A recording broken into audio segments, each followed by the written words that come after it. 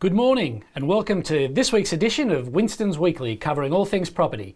I'm Manny Anton, your host for today's property chat. Winston, as always, welcome back. Thank you.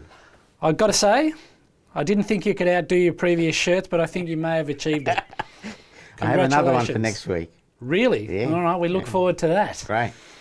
I'm excited. Yeah. All right. Well, look. Let's start with, again, as has been the case the last couple of months. Turning to the US, the focus has been all again about rates and inflation. They've had quite a bit of data out, and it looks like the Fed chairman has been doing his best to assure markets that rates are unlikely to be going up, but looks to me like he's admitted that they're probably going to remain at current levels for a bit longer than what the market hoped for. What was your read on some of these numbers that have come out over the last couple of weeks? Well, the Fed has remained sort of true to form in terms of saying that it's all data dependent.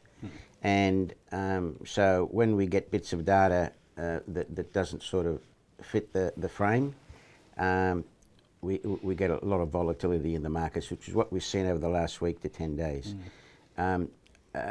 Data dependent primarily on the outlook for inflation, and it's about keeping inflation on the downward path rather than being flat or steady as it's been over the last couple of releases. Yeah, it's interesting because that old ugly word which you and I are probably used to from back in the 90s, stagflation, has come up several times in terms of the US.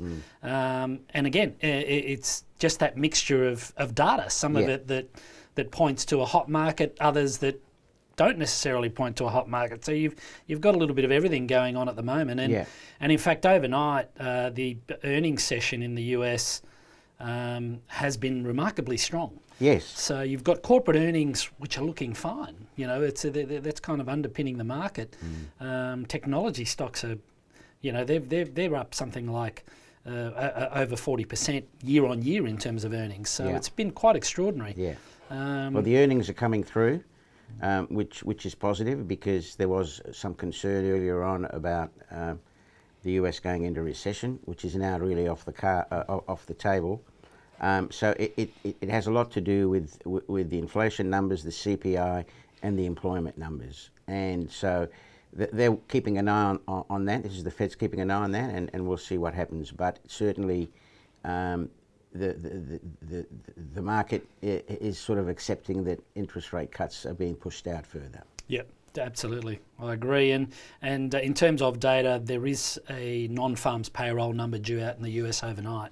So again, that'll just be another indicator. We'll see what happens with that one. But I know they're focused on that now for tonight. So all right, well let's move on to domestic.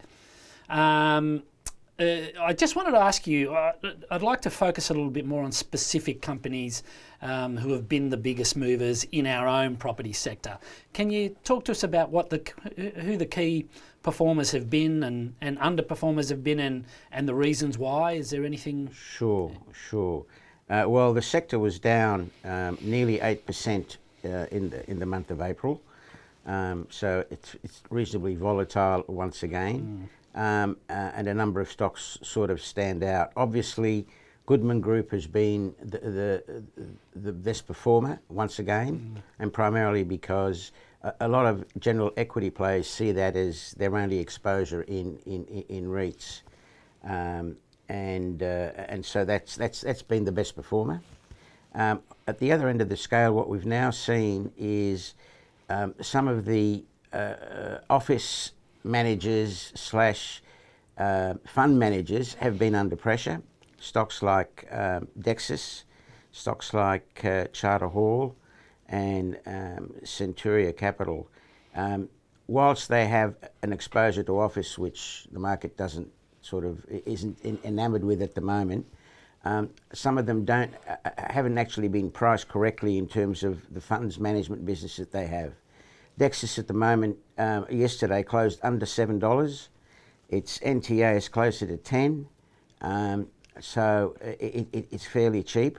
It does have office, but it also does have exposure to industrial and medical assets, which is a sector that's gaining popularity. So I think it's probably been a little bit harshly done by. And if when the market turns, I think we'll see a good bounce in indexes again. So yeah, it's mainly the leaders. We've had quarterlies come out for Stockland and Mirvac, and they're either sort of in line with expectations. There's nothing really that's come out that's a big negative in those stocks. So it's about being patient at the moment. So do I take it then, my next question would have been, are there any obvious opportunities that you can see, some obvious value trades? It sounds like Dexus is the one you're sort of saying when you look at the NTA. Yeah. That's pretty obvious. Yeah.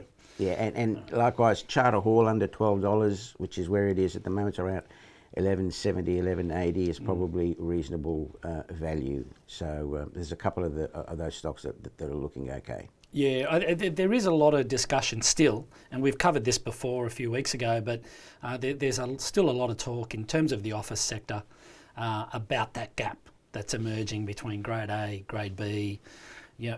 Obviously that's still going on, and has anything changed on that front? It's pretty much the same. Not really the same. People are looking for quality space, better space, modern amenities, those sorts of things, and they're in favour. But there's a lot of office property that doesn't fit that criteria, and they're the ones that are going to suffer. Okay, all right. Checking in on Newmark. What's the latest there? What are the acceptances doing at this point? Well, Bunnings Trust extended the period by another week to today. Actually, they're over 90%, so they'll be able to compulsorily acquire. But so it's over and done with effectively, given that they're about 93%. And they can compulsorily acquire the balance, and so Newmark will effectively be delisted. Okay, well that sounds like that's done. Yeah, that's done. On the other front, which is the Aspen and Eureka takeover, yesterday Aspen came out and increased its offer.